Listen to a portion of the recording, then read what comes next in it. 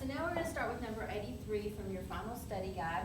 And here's the problem. We've got unlike bases, a 4 and a 6. There's no way to make those bases the same. We had a strategy in an earlier section where you could get like bases and set the exponents equal. Cannot do that here. There's really no way to do that, and it's just not too bad to do it this new method, which is with logarithms. So what we can do is we can take the log of each side, and we're allowed to do that. We do anything we want to an equation as long as we do it to each side. So I'm going to take the log of the left side, which just means I write log in front of the left side, and I write log in front of the right side. By doing so, now these are log base 10, basically. I don't show the base 10, but it's understood. So I've taken a base 10 log of each side. Now they're logarithms. The logarithm properties apply, which say that any exponents are now brought down as multipliers. Those are interchangeable with the log properties.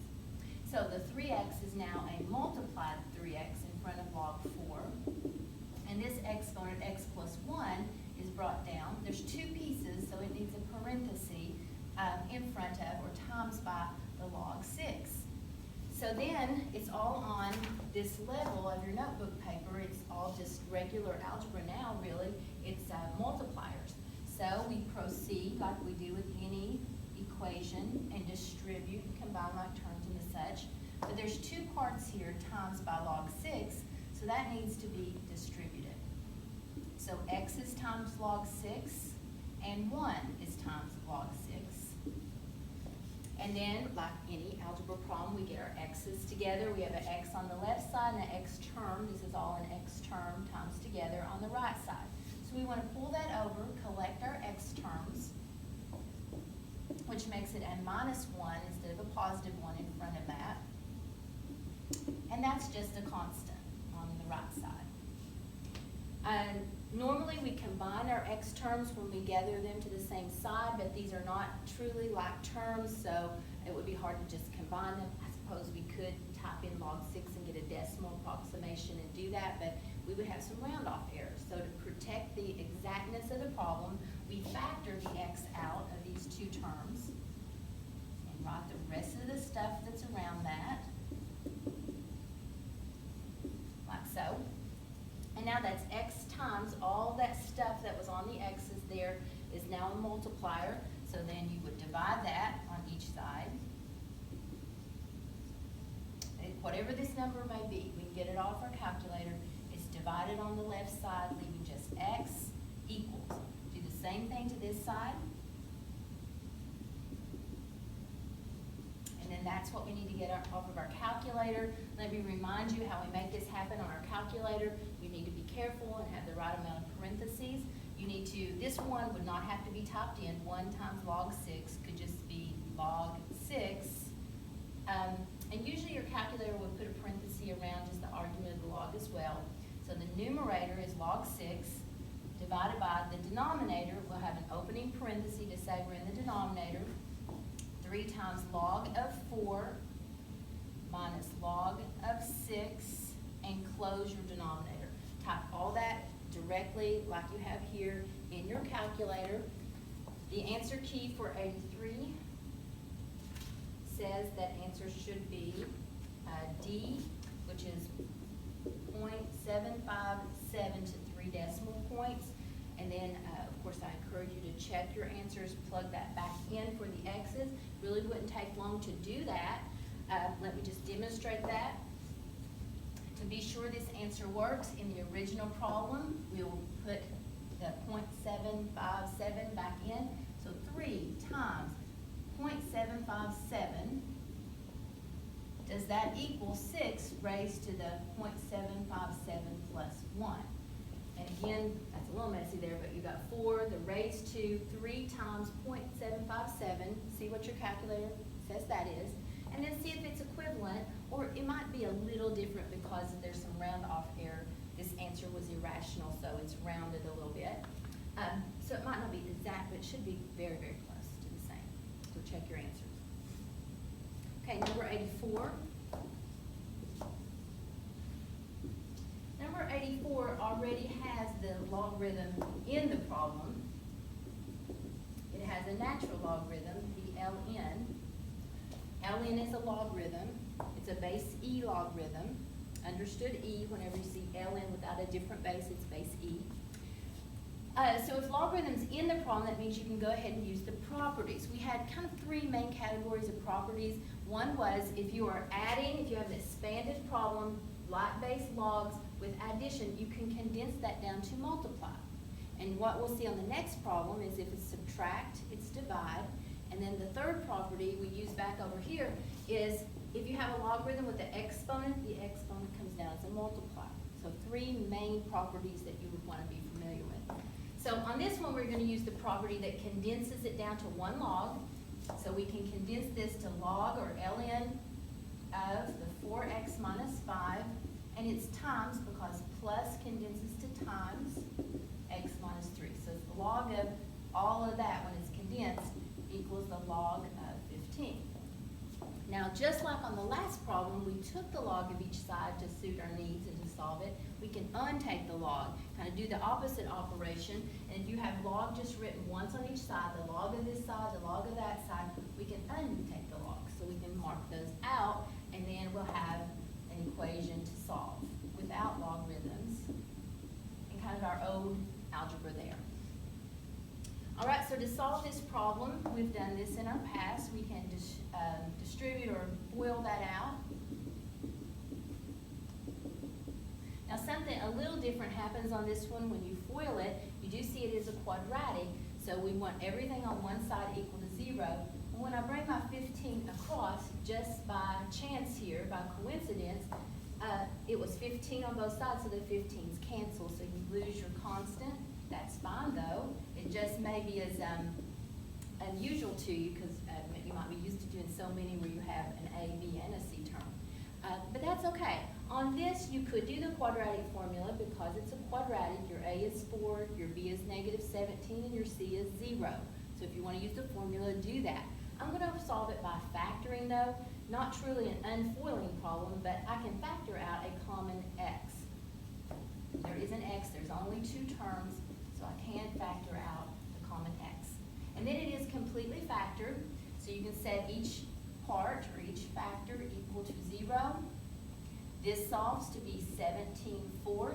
This one's already solved as 0. So you get two potential answers. Remember, there's some cases in algebra where the answers are extraneous. They work algebraically, but back in the original problem, they don't check out. So with logarithms, the situation is if you're finding the base or the argument of the log, I call that spot. The argument of the log, you can't take the log of a negative number. You'll get an error reading on your calculator. There's nothing to a power that equals a negative.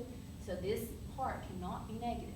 So if you get a solution, possible solution, and it makes any part here in the argument negative, you have to throw it out. We can get negative exponents like on our number 82 and 83 we just worked, but not on this type where you're solving for the argument.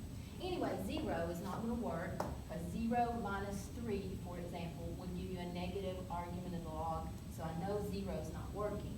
I think 17/4 is okay. 17/4 is a little more than 4, so it's going to keep this positive and this positive, so it's going to check out. But again, to be sure, I want you to check these, plug it in. Is the ln of 4 times 17/4 minus 5 plus the ln of 17/4 minus 3 the same as the ln 15? You can do that. It won't take but another minute, and then you can be sure you get these correct. So just should answer the choice with 17/4.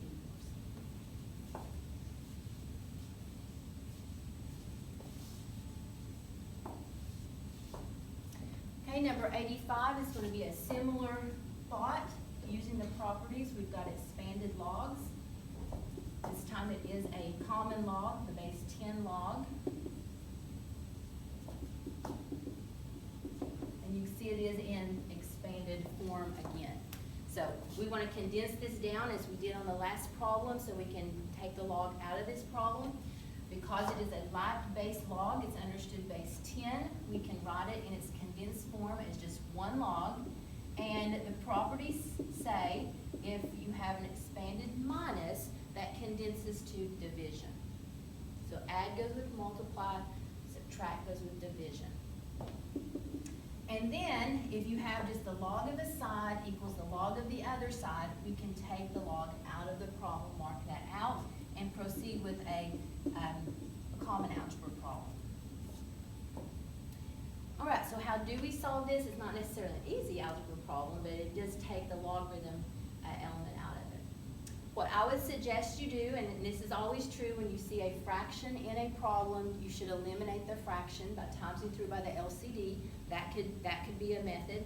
Or a shortcut would be put this 4/1, and then the cross products have to be equal. It would be a proportion. So we would have 1 times 5 plus x, and 4 times quantity x minus 2. And then we could distribute and solve. Solving for x, I'm going to take my x's to the right side, the constant to the left side. So you've got 3x and 13. When you divide both sides by 3, 13 thirds. Potentially 13 thirds. Remember, like on the last problem, we don't know for sure if it works until we check it back in. I believe this one is okay. 13 thirds keeps all of our arguments of our logs positive, and you can plug that back in like I always suggest you do, and make sure that this does come out to be a true problem, true solution. Okay, number 86. How are we doing on time?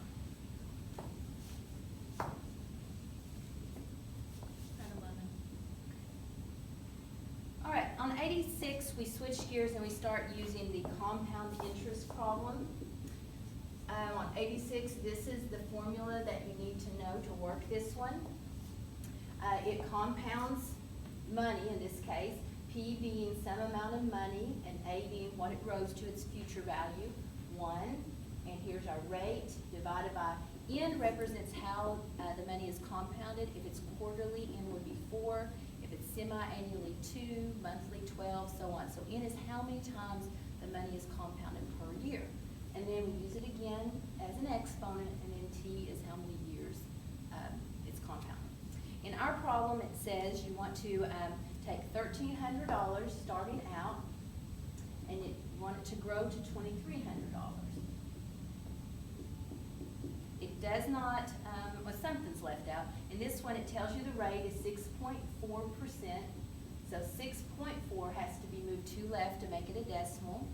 It is compounded quarterly. So we use 4s in the formula. And it says how long does it take that to happen? So T is the unknown in this problem, solving for time. All right, so I'll simplify whatever I could in this problem. I could reduce this parenthesis here with my calculator. All of that stuff is known in the parenthesis. 0.064 divided by 4 plus 1 can be calculated as 1.016. But I cannot multiply these two values together because order of operation demands that exponents come before time. So I can't directly multiply that, so I have to start working backwards to find T. So to work backwards, I undo all these steps, so I'll divide out the 1,300 to get rid of that. Then this could be divided on my calculator to a decimal, but I'm just going to reduce it as a fraction to keep it more exact for now.